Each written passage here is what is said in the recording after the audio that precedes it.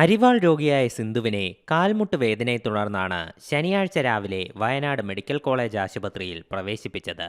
സ്ത്രീകളുടെ വാർഡിൽ ചികിത്സയിലിരിക്കെ ഞായറാഴ്ച രാത്രിയോടെ നെഞ്ചുവേദന അനുഭവപ്പെടുകയായിരുന്നു.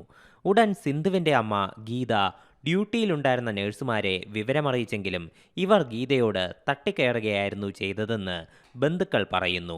ജീവനക്കാർ ഡോക്ടറെ വിളിച്ചില്ലെന്നും പരാതിയിൽ പറയുന്നു. പിന്നീട് രോഗി അവശനിലയിലായതിനെ തുടർന്നാണ് ഡോക്ടർ എത്തിയത്.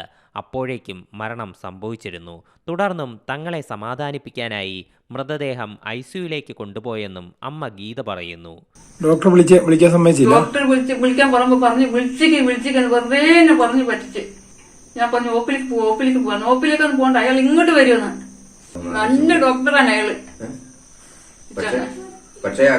നേഴ്സ് വിളിക്കാത്തോണ്ടാ പറ്റിയത്. അയാൾ ഓല് വിളിക്കേറ്റാ. ഇവിടെ രോഗി ഉണ്ട്, അപ്പുറത്തെ ഷെഡിനൊരു കട്ടിലിന്റെ മുകളിൽ ഒരു മോളുണ്ട്, ഞങ്ങൾ കൂടെ തന്നെ. എന്റെ ആ മോളെ കാണിച്ചിരുന്ന അങ്ങോട്ട് നോക്ക് ചിന്തു, അങ്ങോട്ട് നോക്ക്. അത് എത്ര വേനായിട്ട് വരുന്നേ. കഞ്ഞി കോരിക്കണം കണ്ടിക്കില്ല നീ തന്നെ.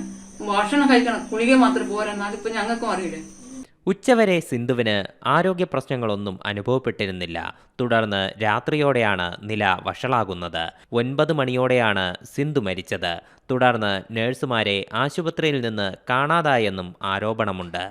See Malayalam news, Wayanad. പുതിയ വാർത്തകളും വിശേഷങ്ങളും ഇനി വിരൽ തുമ്പിൽ.